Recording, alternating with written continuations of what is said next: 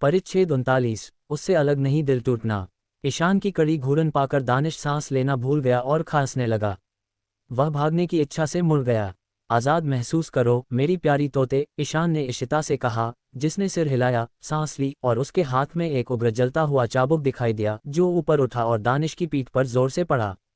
दर्द से दानिश के चिल्लाने और ज़मीन पर गिर जाने से इशिता की आंखों में आंसू आ गए। यह उसके लिए काफ़ी नहीं था, इसलिए उसने उसे बार बार चाबुक मारा, उसकी पीठ की त्वचा फाड़ दी और अपनी आंखें बंद कर ली, गालों पर आंसू गिरने दिए। ईशान ने अपनी टकटकी इशिता पर टिका दी, उसकी आंखें टिकी हुई थीं। वह अपने दिल को धीरे धीरे धड़कता हुआ महसूस कर सकता था और गहराई से माथे पर शिकन डाल ली क्योंकि यह उसके लिए असामान्य था। क्या हो रहा था? क्या वह उसके आंसुओं से प्रभावित हुआ था या उस दर्द से जो वह महसूस कर रही थी? वह जानता था कि दर्दनाक यादें उसके दिमाग में फिर से चल रही होंगी। उसके होंठ खुले और अगली बात जो उसे पता थी वह ये थी कि वह अपनी उंगलियों से उसके आंसू पोंछ रहा था। इशिता, जिसे उससे यह उम्मीद नहीं थी, कांप गई और उसकी आंखें फड़क उठी, पन्ना आंखें दर्द और भ्रम के आंसुओं से चमक रही थीं। मत करो। उसकी आवाज़ कांप गई और जब उसने बात की तो ईशान का हाथ रुक गया, उसकी आंखें उसकी ओर झांक रही थीं। तुम उससे अलग नहीं हो, ईशान रेगोस। ईशान के होंठ फड़के। बेशक, उसकी आवाज़ एक गहरी फुसफुसाहट के रूप में आए, उसकी आंखें एक मजबूत भावना से भरी थीं जिसे वह हमेशा की तरह समझ नहीं पाए। वह उससे दूर चला गया और उसने अपना निचला होंठ चबाया जैसे ही इशिता ने दानिश की पीठ पर फिर से चाबुक मारा, जिससे वह दर्द से चीखने लगा। जैसे ही उसकी चीख समाप्त हुई, ड्रैगन की दहाड़ क्रेडिया भर में गूंज उठी और चीखें सुनी जा सकती थीं। ईशान के होंठ एक अज्ञात मुस्कान के साथ घुमावदार थे जबकि इशिता स्तब्ध थी। वे आ गए हैं। उसकी पकड़ पर चाबुक गायब हो गया और वह चिल्लाई, ओह नहीं पिताजी। फिर तहखाने से बाहर भाग गई। कितनी मूर्ख तोते। ईशान ने निराशा में अपना सिर हिलाया। स्नोफ्लेक ने आदेश का इंतजार करते हुए ईशान पर अपनी नज़रें वापस डाल लीं, उसकी आंखें वापस अपने नीले पतले रूप में आ गईं। उसके पीछे जाओ, मैं थोड़ी देर में वहां पहुंच जाऊंगा, ईशान ने एक चालाक मुस्कान के साथ समझाया। स्नोफ्लेक मुड़ गया और तहखाने से बाहर निकल गया, दानिश को ईशान के साथ बेहोश छोड़ दिया। ईशान का ऑरा घातक हो गया, उसकी अभिव्यक्ति ठंडी थी और उसकी आंखों में यातना का पूरा भार था। दानिश के इशिता को छूने के विचार ने उसे क्रोधित कर दिया, जिससे वह दानिश के सिर को उसके शरीर से फाड़ना चाहता था, लेकिन उसे आदमी की ज़रूरत थी। थोड़ी देर के लिए वह दानिश के पास गया, उसकी खून से लथपथ कटी हुई त्वचा से खून निकल रहा था और थोड़ी मात्रा में धुआं निकल रहा था। तुम एक अच्छे खिलाड़ी हो, है ना? तुम्हें खुद को मेरे जीवन में जबरदस्ती करने के लिए दोषी ठहराना चाहिए, तुम्हारी मौत काफ़ी सुखद होगी, ईशान ने फुसफुसाया। उसकी आंखें चांदी से चमक रही थीं जब उसने अपने पैरों का इस्तेमाल करके दानिश को उसकी पीठ पर लिटाया। दिलचस्प, ईशान ने कहा, उसकी निगाहें दानिश के पट्टीदार जबड़े पर टिकी थीं। हमेशा की तरह, तोते। Dot dot dot. Leena, Rai Bahadur चिल्लाया और दरवाज़ा खोल दिया। लीना, जो बिस्तर पर बैठी थी, ने उस पर अपनी आंखें संकीर्ण की और खड़ी हो गई।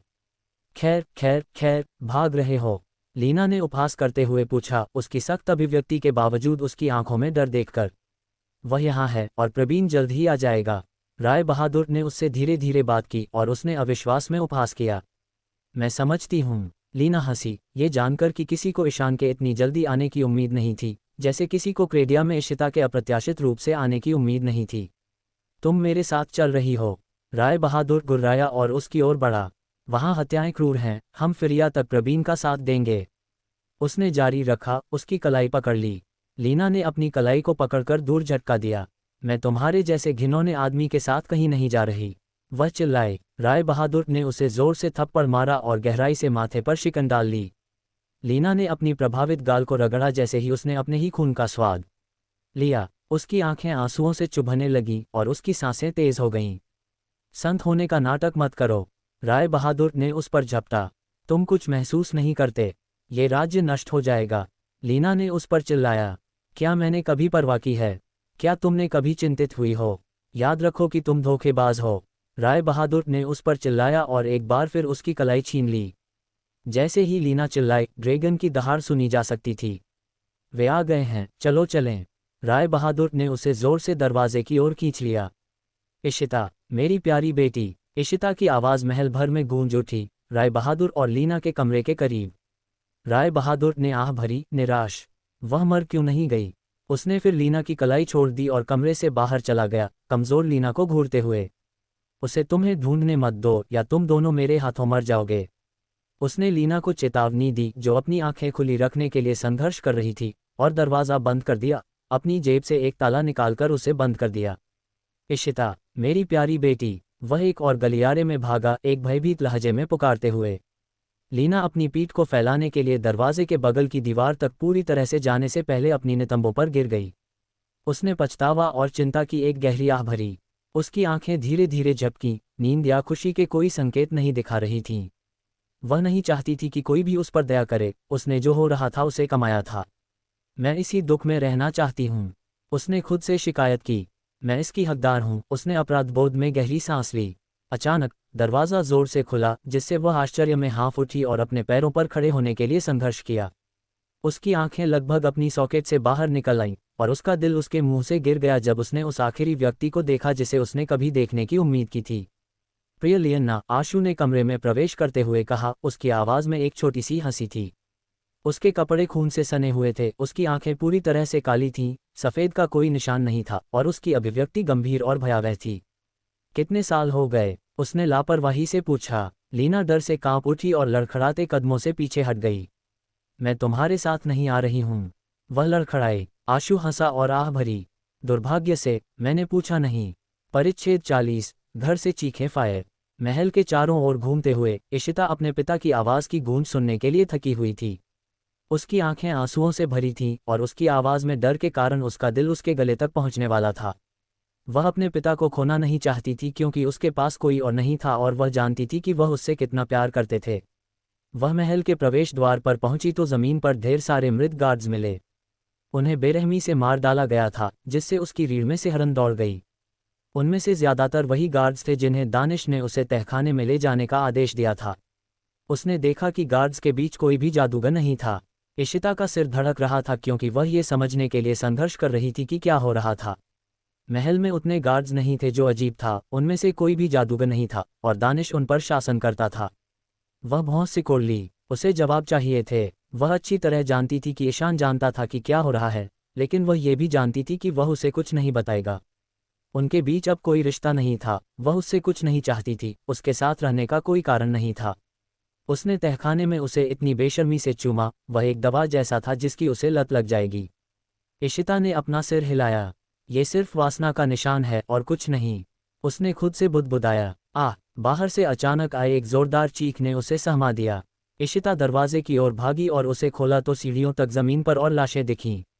अंधेरी रात के आसमान में ऊपर देखते हुए वह ड्रैगनों को क्रेडिया के ऊपर उड़ते हुए देख सकती थी, जिनके मुंह खुले थे और आग निकल रही थी।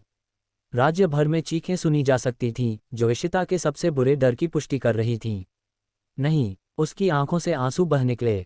उसकी पूरी दुनिया धूल के अलावा और कुछ नहीं में बिखर गई थी, ऐसी धूल जिसे कभी भी किसी भी चीज़ में फिर से नहीं बनाया जा सकता था। उसने हमेशा अपने राज्य की रक्षा की थी, बचपन से ही ऐसा किया था, लेकिन अब वह उसके सामने ढह रहा था। इशिता दर्द में चिल्लाई, अपने शरीर को गिरने दिया, लेकिन मजबूत बाहों ने उसे ठीक समय पर पकड़ लिया।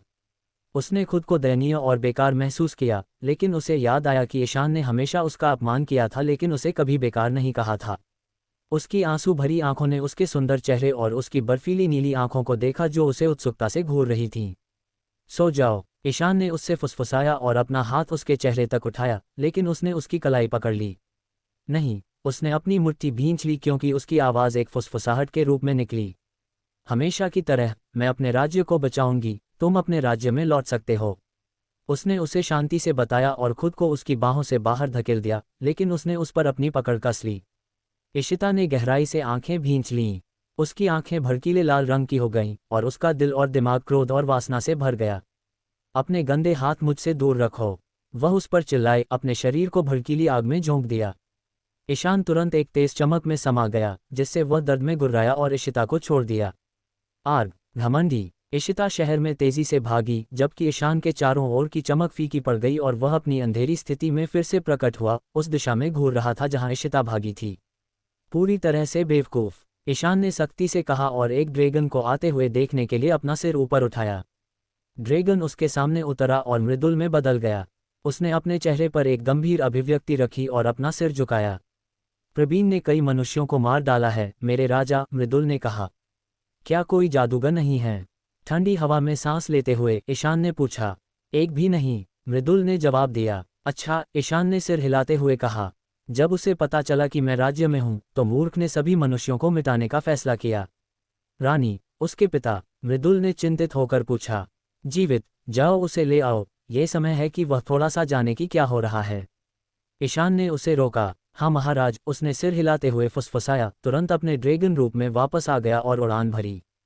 वह अब मुझसे संपर्क करने की हिम्मत नहीं करेगा, अभी तक नहीं, ईशान ने कहा, जिसका इशारा प्रवीण की ओर था, जो क्रेडिया में कहीं था। वहां बहुत सारी आग और लाशें थीं। अधिकांश घर जल गए थे और बाकी अभी भी जल रहे थे। इशिता कांप गई और खुद को गले लगा लिया क्योंकि उसने जमीन पर पुरुषों, महिलाओं और बच्चों की लाशें देखीं। उनमें से अधिकांश के शरीर के अंग कटे हुए थे और भुने हुए थे। चीखें कम हो रही थीं, जो संकेत दे रही थीं कि अधिकांश लोग मर चुके थे या, अगर वे भाग्यशाली थे, तो भाग गए थे। जले हुए और जलते हुए घरों से होकर शहर के केंद्र में चलते हुए इशिता अनियंत्रित रूप से कांप रही थी, जहां उसने एक परिचित आकृति को, एक महिला को उसके बालों से घसीटते हुए देखा। वह परिचित व्यक्ति लंबे काले बाल और खुरदरी दाढ़ी से बना था। उसकी काली आंखें उस महिला के लिए वासना से भरी थीं जिसे वह बालों से खींच रहा था, और हर खींच के साथ वह दर्द में जोर से चिल्लाती थी। जब महिला दर्द में रोई, तो उसके साथ मौजूद तीनों पुरुष ऐसे हंसे जैसे वे एक हास्य नाटक देख रहे हों। वह महिला इंसान थी, उसका शरीर और पोशाक गंदी थी, उसकी आंखें दर्द से भरी थीं, ये खुलासा करती थीं कि उसके बालों से हो रहे दर्द के अलावा उसने अपने करीबियों को खो दिया था। कृपया रुको, मुझे जाने दो, महिला चिल्लाई। आदमी नीचे झुका और उसका जबड़ा पकड़ लिया। चुप रहो, उसने उसके चेहरे पर थूका और मुस्कुराया। चिल्लाना बंद करो, तुम मेरी पसंदीदा रखेल बनने जा रही हो। उसने उसके बाल और जोर से खींचने जारी रखे, जिससे उससे दर्द की एक जोरदार चीख निकली। इशिता जो देख रही थी उसे और बर्दाश्त नहीं कर सकी। अभी रुको, वह चिल्लाए। सभी जम गए और सख्ती से उसकी ओर मुड़े। उसका शरीर आग की लपटों में समाया हुआ था और वह क्रोधित थी। आदमी का खून उसके चेहरे से निकल गया था। वह मरी क्यों नहीं? वह लड़खड़ाया। हमें उसके बारे में कोई रिपोर्ट नहीं मिली, केवल ईशान के बारे में, मेरे प्रभु। स्तब्ध पुरुषों में से एक ने सख्ती से जवाब दिया। तुमने मेरे घर को नष्ट कर दिया, प्रवीण, और तुम आज मेरे हाथों मरोगे। परिच्छेद 41। टूटी आत्मा, टूटा राज्य, दिल टूटना। केवल ऊपर उड़ते हुए ड्रैगनों की दहाड़ और हवा की सीटी ही सुनी जा सकती थी।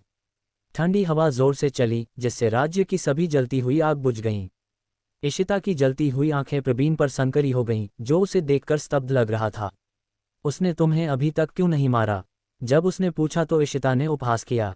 उसके हाथों पर भयंकर आग के चाबुक दिखाई दिए और उसने उन्हें कसकर पकड़ लिया, सांस अंदर और बाहर ली और फिर चाबुक को एक स्तब्ध दिखने वाले आदमी की ओर निर्देशित किया, उसके ऊपरी शरीर को उसके निचले शरीर से अलग कर दिया। जमीन पर पड़ी महिला डर से चिल्ला उठी। प्रवीण हंसा, क्रोधित। उसने उपहास में पूछा, गंभीर? इशिता फुसफुसाई और उस पर अपना चाबुक चलाया, केवल उसे पकड़ने के लिए। प्रवीण ने नहीं सोचा था कि वह उसके चाबुक को पकड़ पाएगा। उसकी भौहें आश्चर्य से सिकुड़ गईं। तुम कमजोर हो, अग्नि जादूगर। वह सही था, वह थकी हुई थी। उसने जो चाबुक पकड़ा था वह गायब हो गया और उसके बगल के आदमी हंसे और फिर विशाल भूरे रंग के ड्रैगनों में बदल गए। तुमने कहा था कि अगर मैंने उससे शादी कर ली तो तुम मेरे राज्य पर हमला नहीं करोगे। इशिता उसके सामने रोना नहीं चाहती थी क्योंकि ये दिखाएगा कि वह कितनी कमजोर थी। अपने आंसुओं को नियंत्रित करना मुश्किल था, खासकर जब वह अपने घर के खंडहरों के बीच थी। प्रवीण जोर से हंसा, और तुमने मूर्खता से विश्वास किया, लेकिन मेरी वजह से नहीं। नहीं, नहीं, प्रिय अग्नि जादूगर, बल्कि उसने तुम्हें मनाने के लिए भी लिखा था। प्रवीण के खुलासे ने उसे भ्रम में आंखें सिकोड़ने पर मजबूर कर दिया। क्या? प्रवीण और भी जोर से हंसा। तुम सोचते हो कि तुम उसे मारने में सक्षम हो, कभी न खत्म होने वाली सर्दी को खत्म करने में? कितनी मूर्ख! वह अपने दिल की सामग्री के लिए हंसा। क्या? इशिता ने फिर से पूछा, इस बार फुसफुसाहट के लहजे में, क्योंकि उसने जो सुना उसे संसाधित करने की कोशिश की। मुझे लगा कि तुम दोनों दुश्मन हो, उसने पूछा। उसके चारों ओर की आग धीरे धीरे कम हो रही थी। प्रवीण ने उसके सामने भोली लड़की पर हंसा। हम दुश्मन हैं। मेरा मानना है कि तुम्हें अपने पति से पूछना चाहिए कि क्या हो रहा है। इशिता ने मुश्किल से निगल लिया। उसे समझना था कि वह क्या कह रहा था। उसे अपने पिता की जरूरत थी। वह उसके सवालों का जवाब देंगे, बेशक। वह मुड़ गई, महल में वापस भागना चाहती थी, लेकिन वह रुक गई जब दोनों अग्नि ड्रैगनों ने जोर से दहाड़ लगाए। तुम कहाँ जा रहे हो? प्रवीण ने आह भरते हुए पूछा। चूंकि ईशान ड्रैगोस ने तुम्हें नहीं मारा, मैं भी सम्मान कर सकता हूँ। वह मुस्कुराया। इशिता ने एक लंबी, निराश आह भरी। वह उससे लड़ने के लिए बहुत कमजोर थी और उसके पास करने के लिए और भी महत्वपूर्ण चीजें थीं। उसने एक और कदम दूर लिया जब उसे गर्मी के एक शक्तिशाली विस्फोट से मारा गया जिसने उसे उसके रुख से बाहर धकेल दिया और एक आधे जले हुए घर में फेंक दिया। वह आग थी जिसने उसे चोट पहुंचाई क्योंकि वह कमजोर थी। वह कराह उठी और काले कोयले की जमीन पर बैठ गई। उसका हाथ जल गया था। उसकी आंखें आंसुओं से भर गईं क्योंकि उसका दिल निराशा, भ्रम, दर्द और क्रोध से भर गया था। वह उत्सुक थी कि क्या हो रहा था। इस समय उसके पिता को ढूंढना उसकी सर्वोच्च प्राथमिकता थी। वह कराह उठी और खड़ी हो गई। तुम इतनी कमजोर क्यों हो, अग्नि जादूगर? उसने प्रवीण को पूछते हुए सुना। इशिता आधे जले हुए घर से बाहर निकली। उसके चेहरे पर एक दर्द भरी मुस्कान थी। मुझे कुछ समय के लिए अकेला छोड़ दो, तुम मुझे बाद में मार सकते हो।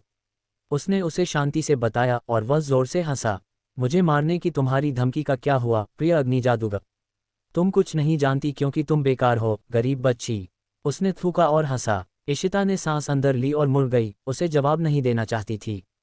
प्रवीण ने गहराई से माथे पर शिकन डाल ली। उसके हाथ आग की लपटों में गिर गए, उसे तबाह करने के लिए तैयार थे जब उसने एक परिचित काले रोएदार प्राणी को देखा जो पूरी तरह से काली आंखों से उसे हत्यारे की तरह घूर रहा था जिसमें कुछ घातक था।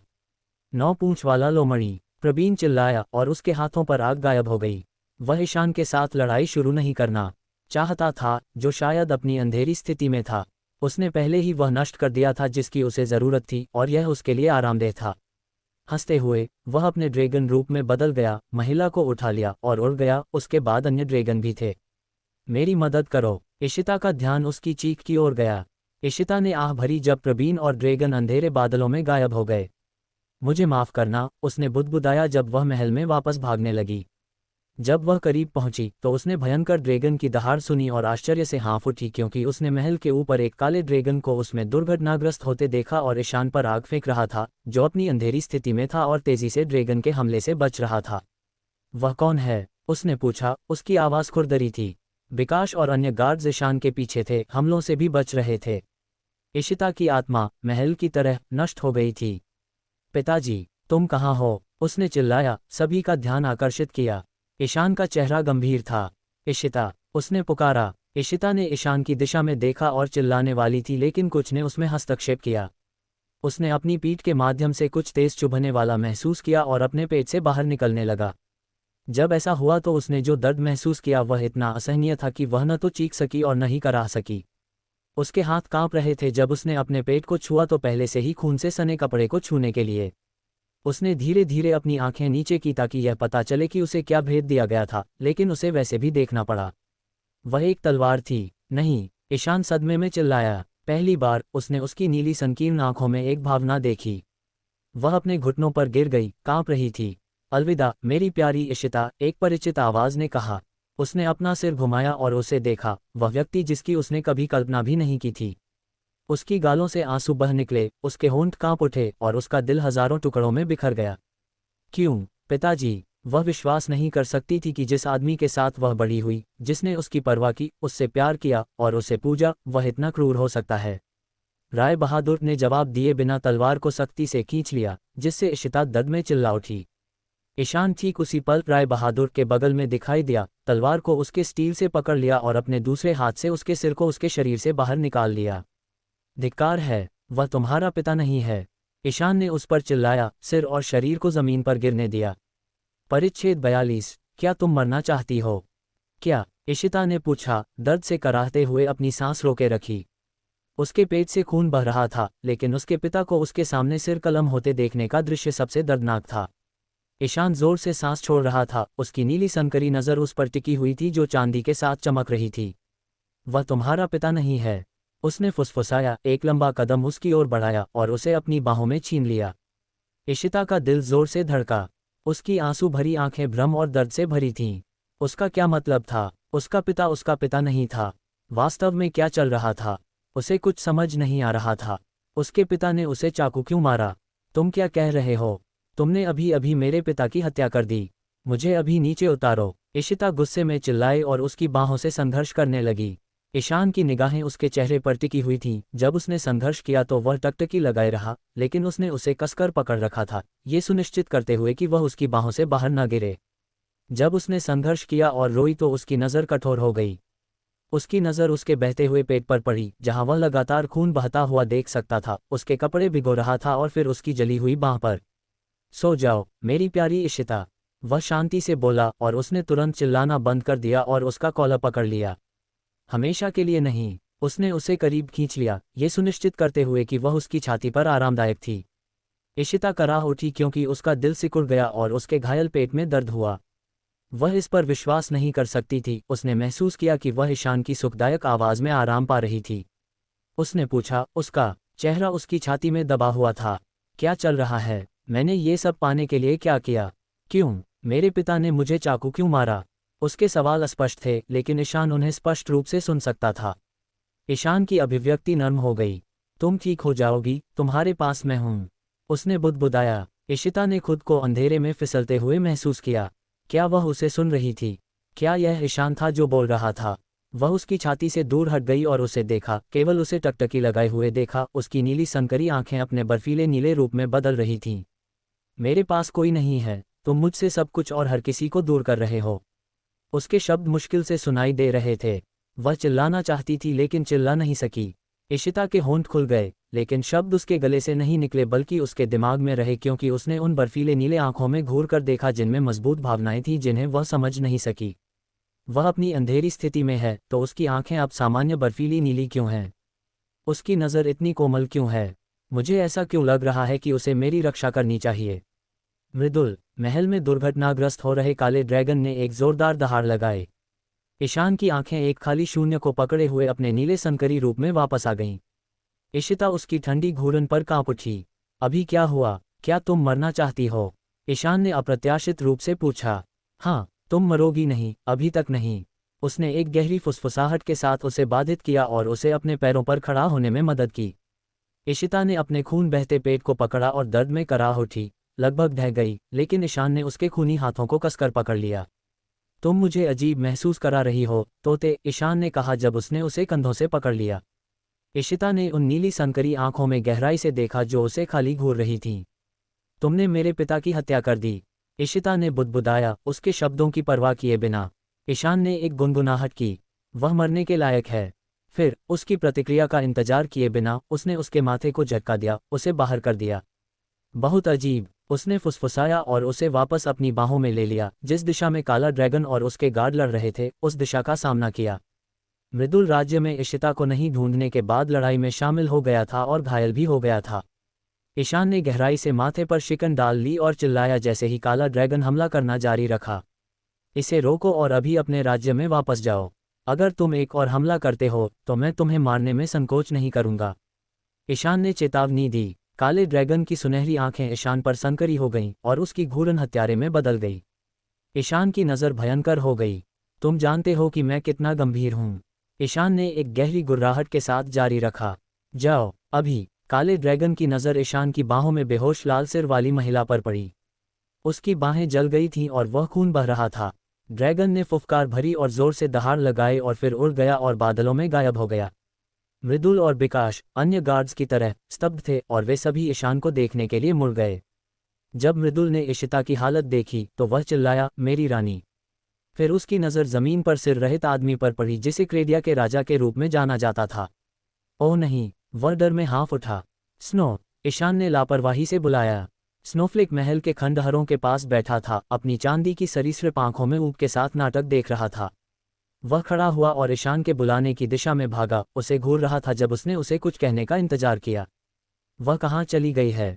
ईशान ने शांति से पूछा। उसकी नज़र 9 पूंछ वाले लोमड़ी पर टिकी थी जिसकी पूंछें शानदार ढंग से हिल रही थीं। लोमड़ी के साथ एक लंबी आंख से आंख की लड़ाई के दौरान एक महिला की छवि उसके दिमाग में दिखाई दी। वही महिला जिसे प्रवीण बालों से खींच रहा था। ईशान ने निराशा में चिल्लाया, विकास, उसके पीछे जाओ। विकास ईशान की ओर भागा और घुटनों पर गिर गया, अपना सिर जमीन पर झुका दिया। महामहिम, मुझे यकीन नहीं है कि आप क्या कह रहे हैं। उसने एक भयभीत लहजे में बात की। ईशान ने अपनी आंखें बंद कर ली और गहराई से सांस अंदर ली। अपने वफादार साथी की हत्या करने की इच्छा से लड़ रहा था। क्या तुमने कुछ असामान्य देखा जब तुम राज्य में पहुंचे? उसने पूछा, उसकी आवाज़ गुस्से में बढ़ रही थी। नहीं, मेरे राजा, विकास ने घबरा कर जवाब दिया। क्या इशिता के महल में जाने के बाद कोई महिला तुम्हारे पास आए? ईशान ने पूछा, उसकी आवाज़ गुस्से से भरी हुई थी। हाँ महोदय, एक इंसान, बहुत गंदी और बदबूदार भी, विकास ने जवाब दिया। ईशान की आंखें तुरंत खुल गईं, जिससे उसका गुस्सा जाहिर हुआ। उसने विकास को कंधे पर लात मारी। वह आदमी अपनी जगह से महल के खंडहरों में उड़ गया, उसकी दर्द की चीख सुनाई दे रही थी। वह गंदी इंसान मेरी माँ है। ईशान गरज उठा।